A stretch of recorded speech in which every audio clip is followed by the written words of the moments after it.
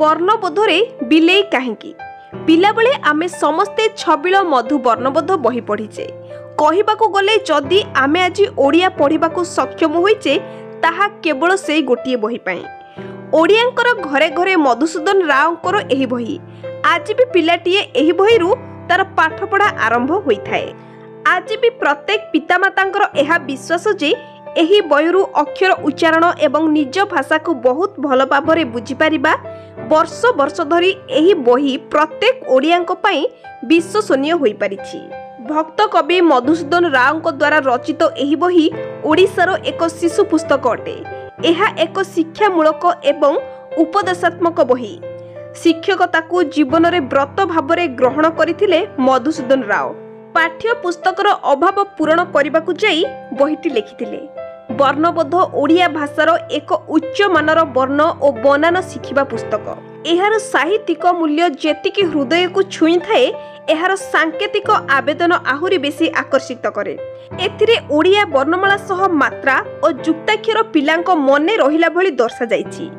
ଏଥିରେ ଇଂରାଜୀ ଏବଂ ହିନ୍ଦୀ ବର୍ଣ୍ଣମାଳା ମଧ୍ୟ ରହିଛି। କିନ୍ତୁ ବହିର ଆକର୍ଷଣ ସାଜେ ସାମ୍ନା କଭରଟି।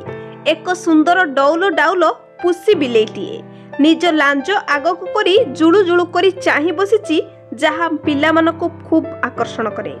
କିନ୍ତୁ ପ୍ରଶ୍ନ ହେଉଛି, ଯେଉଁଠି ଆମ ଜାତୀୟ ପଶୁ ବାଘ, ଜାତୀୟ ପକ୍ଷୀ ମୟୂର, ଜାତୀୟ ଫୁଲ ପଦ୍ମ ଏବଂ ଜାତୀୟ ସଂକେତ ଅଶୋକ ଚକ୍ର ଏସବୁ ଛାଡ଼ି ମଧୁସୂଦନ ବିଲେଇ କାହିଁକି ରଖିଲେ?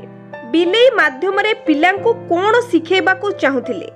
ଆମ ଓଡ଼ିଆ ଘରେ ଘରେ ଗୋଟିଏ ପଟେ ବିଲେଇକୁ ଲକ୍ଷ୍ମୀ ମାନୁଥିବା ବେଳେ ଅନ୍ୟ ପଟେ ଘରୁ ବାହାରିଲେ ବିଲେଇଟି ଯଦି ରାସ୍ତା କାଟିଦିଏ ତେବେ ବ୍ୟକ୍ତି ଜଣକ ଦୁଇ ପାଦ ପଛକୁ ଘୁଞ୍ଚିଯାଏ।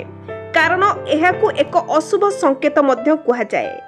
ଜଣେ ସାଧାରଣ ମଣିଷ ଏହିସବୁ ଚିନ୍ତାରେ ଥାଏ। କିନ୍ତୁ ଆମ ଭକ୍ତ କବି ବିଲେଇକୁ ହିଁ ଉପାଦାନ ସ୍ୱରୂପ କାହିଁକି ରଖିଲେ? ଏହାର କାରଣ ଜାଣିବାକୁ ହେଲେ ମଧୁସୂଦନଙ୍କ ଭଳି ହେବାକୁ ପଡ଼ିବ।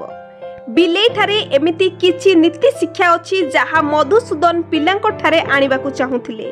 ପ୍ରତ୍ୟେକ ଶିଶୁ ବିଲେଇଠାରୁ କିଛି ଶିଖିବା ଦରକାର। ଯେତେବେଳେ ବିଲେଇଟି ଶିକାର କରିବାକୁ ଛକିକି ବସେ, ତାକୁ ଯେତେ ଘଉଡ଼ାଇଲେ ମଧ୍ୟ ତା କାର୍ଯ୍ୟ ହାସଲ ନ ହେବା ପର୍ଯ୍ୟନ୍ତ ସେ ଯାଏ ନାହିଁ। ଏହି ମାଧ୍ୟମରେ ସେ ଜଣାଇବାକୁ ଚାହୁଁଥିଲେ କି ବିଲେଇର ଯେମିତି ଏକାଗ୍ରତା ଅଛି, ଲକ୍ଷ୍ୟ ହାସଲ କରିବାର ପ୍ରୟାସ ଅଛି, ପିଲାମାନଙ୍କ ଠାରେ ପାଠ ପଢ଼ିବାକୁ ସେହି ଏକାଗ୍ରତା ରହିବା ଦରକାର। ଆପଣମାନେ ଜାଣିଥିବେ, ବିଲେଇ ନିଜ ଦେହକୁ ପରିଷ୍କାର ରଖିବା ପାଇଁ ସବୁବେଳେ ଚାଟୁଥାଏ। ତେଣୁ ବିଲେଇ ନିଜକୁ ଯେମିତି ସ୍ୱଚ୍ଛ ରଖେ, ପିଲାଙ୍କୁ ମଧ୍ୟ ମଧୁସୂଦନ ସଫା ଏବଂ ସ୍ୱଚ୍ଛ ରଖିବାକୁ ପରାମର୍ଶ ଦେଉଥିଲେ। ନିଜ ସହିତ ପରିବେଶକୁ ମଧ୍ୟ ସ୍ୱଚ୍ଛ ରଖିବାକୁ ବିରାଡ଼ି ମାଧ୍ୟମରେ ପରାମର୍ଶ ଦେଉଥିଲେ। ଆପଣମାନଙ୍କ ମନରେ ପ୍ରଶ୍ନ ଆସୁଥିବ, ଯେପରି ଆପଣମାନେ ଦେଖିଥିବେ ଯେତେବେଳେ ବିରାଡ଼ିଟି ମଳତ୍ୟାଗ କରେ ତା ଉପରେ ବାଲି ଘୋଡ଼ାଇ ଦେଇଥାଏ।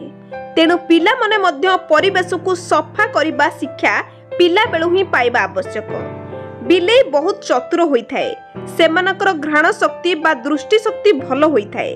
ସେମାନେ ବହୁତ ସକ୍ରିୟ ଥାନ୍ତି। ଏହିସବୁ କାମରୁ ମଧୁସୂଦନ ଛବିଳ ମଧୁ ବର୍ଣ୍ଣବୋଧ ବହିର ସାମ୍ନା କଭରରେ ରଖିଥାଇ ପାରନ୍ତି ବୋଲି ବିଶ୍ୱାସ କରାଯାଏ। ମଧୁସୂଦନ ରାଓ ବାସ୍ତବରେ ଜଣେ ଋଷିପ୍ରାଣ କବି ବୋଲି କୁହାଯାଏ।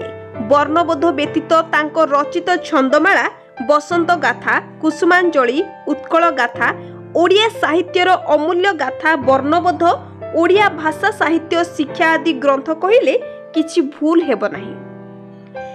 ଏହି ଭିଡ଼ିଓଟି ଏଇଠି ରଖିବା। ଭିଡ଼ିଓଟି ଶେଷ ପର୍ଯ୍ୟନ୍ତ ଦେଖନ୍ତୁ। ଭିଡ଼ିଓଟି ଭଲ ଲାଗିଥିଲେ ଲାଇକ୍ କରି ଚ୍ୟାନେଲକୁ ସବସ୍କ୍ରାଇବ୍ କରିଦିଅନ୍ତୁ।